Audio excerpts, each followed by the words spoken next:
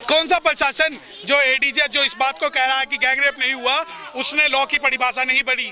वो निलंबित होने योग्य वो अधिकारी है जिसके ऊपर तुरंत एक कार्रवाई होनी चाहिए सबूतों से छेड़खानी करने की, उस गवाहों को प्रभावित करने की, क्योंकि रेप की definition section 376 subsection 2 says that any object or any part of the body if inserted into the vagina of a victim or prosecuted, that would be treated as a rape, and only penetration is not only one ingredient of determine or define the rape। ये इसलिए international षड्यंत्र था कि जब बहुजन की बेटी जलेगी, जब बहुजन की बेटी मरेगी तो उसे रात को 2:30 बजे जला देंगे, परंतु वही निर्भया को सिंगापुर ले जाएंगे। आपको निर्भया के केस में इंटरनेशनल रिलेशन नहीं नजर आता, आपको बाहर का दबाव नहीं नजर आता कि क्यों दिल्ली से सिंगापुर ले जाया गया, परंतु वही आप बहुजन समाज के लोगों को कहेंगे कि इस मामले में जो एलियन थे उन्होंने आपके खिलाफ जो है षड्यंत्र किया। दूसरी बात, जातीय दंगे कराने की साजिश आपको दिख रही होगी।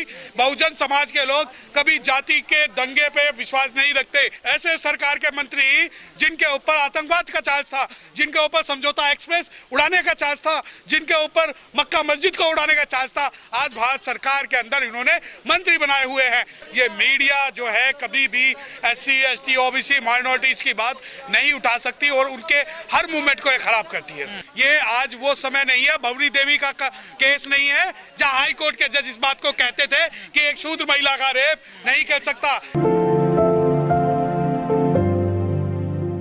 देखिए, बहुजन समाज के ऊपर हमेशा से इस प्रकार के आरोप लगाए जाते हैं कि ये लोग जो है मैनिपुलेशन कर रहे हैं। तो मैं आपको ये बात बताना चाहता हूँ कि ये क्वेश्चन निर्भया रेप केस में क्यों नहीं पूछा गया?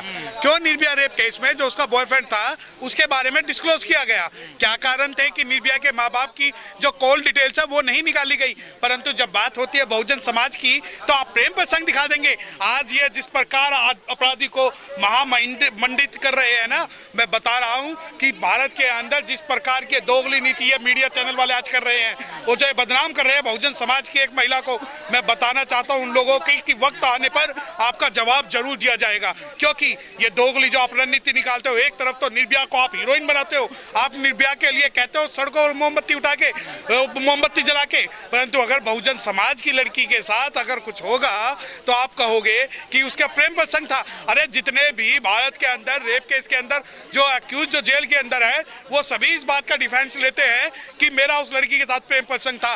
तो प्रेम प्रसंग का मतलब क्या? तो ये क्या है कि आप उसे हत्या करोगे। और बिना ट्रायल के जो लोग ये कह रहे हैं कि उसे क्लीन चिट दे रहे हैं, आरोपी की उसके भाई से बात होती है तो इसका मतलब मर्डर या रेप नहीं हुआ।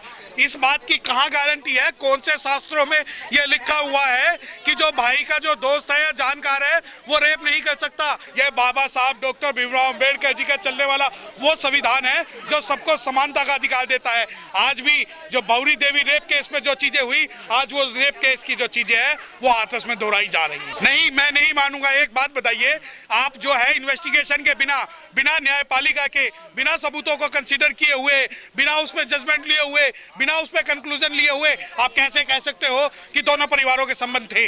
दूसरी बात, संबंध होना, और ये रेप केस की रिपोर्ट ये कहती है कि जहां संबंध होते हैं वहीं रेप ज्यादा होते हैं, क्योंकि 76% जो रेप केसेस होते हैं आपसी संबंधियों में होते हैं। दूसरी बात, आज जो मीडिया के माध्यम से जो मीडिया इस मामले को, हमारी बहन को बदनाम कर रही है, वो चाहे कुछ भी कहे, वो सारी चीजें गलत है। देखिए, वो जो SIT और CBI ये खेल रहे हैं नूरा कुश्ती कि एक तरफ SIT और एक तरफ CBI, मेरा मानना ये है और मेरी मांग ये है कि पूरे भारत में इस मामले का जो निर्धारण है वो स्पेशल एक्सक्लूसिव कोर्ट के द्वारा होना चाहिए और स्पेशल एक्सक्लूसिव कोर्ट में ट्रायल होना चाहिए। देखिए, ये अंतिम संस्कार नहीं था, ये सबूतों को और गवाहों को नष्ट किया गया था, क्योंकि इन्हें पता था कि ADJ प्रशांत कुमार अगर इस बात को बोलेंगे रेप नहीं हुआ तो कहीं ना कहीं ये बहुजन समाज के लोग उसका जो है दोबारा से पोस्टमार्टम कंडक्ट कराने के लिए जोर डालेंगे और दोबारा पोस्टमार्टम ना हो, दोबारा से उसके खिलाफ कोई कंक्लूसिव प्रूफ ना आ जाए। इस वजह से उन्होंने सबूतों को और गवाहों को शासन प्रशासन के ढोंगी बाबा के कहने पर नष्ट। देखिए, PFI इनकी RSS के जो है जो आतंकवादी हैं वो ये पैदा करते हैं। आप देखिए कि भारत में दुनिया भर की जो सूचनाएं जो लीक की हैं वो किस वर्ण के लोगों ने की है। PFI का मतलब सिर्फ मुस्लिम नहीं है, PFI का मतलब सिर्फ शेड्यूल कास्ट नहीं है। दूसरी तरफ अगर जिस प्रकार इनके प्रधानमंत्री ये कहते हैं कि मैं कपड़ों को देख के पहचान सकता हूं कि किसकी जाति क्या है, उस प्रकार हम कहते हैं कि हम इनके कास्ट को देख के, हम इनके सरनेम को देख के पहचान सकते हैं कि कौन देशद्रोही है और कौन देशद्रोही नहीं है। न्याय मिलेगा, न्याय जब तक नहीं मिलेगा हम सड़कों पर रहेंगे, कोर्ट में रहेंगे, न्यायालय की लड़ाई लड़ेंगे और बिना न्याय लिए हम छोड़ेंगे नहीं। क्योंकि अगर अभी ये डिस्ट्रिक्ट कोर्ट की बात है, फिर डिस्ट्रिक्ट कोर्ट के बाद हम हाई कोर्ट जाएंगे, हाई कोर्ट के बाद सुप्रीम कोर्ट जाएंगे, सुप्रीम कोर्ट से भी न्याय नहीं मिला तो संसद जाएंगे, संसद से भी नहीं मिला तो सड़कों पर आएंगे और फिर इंटरनेशनल कोर्ट भी जाएंगे।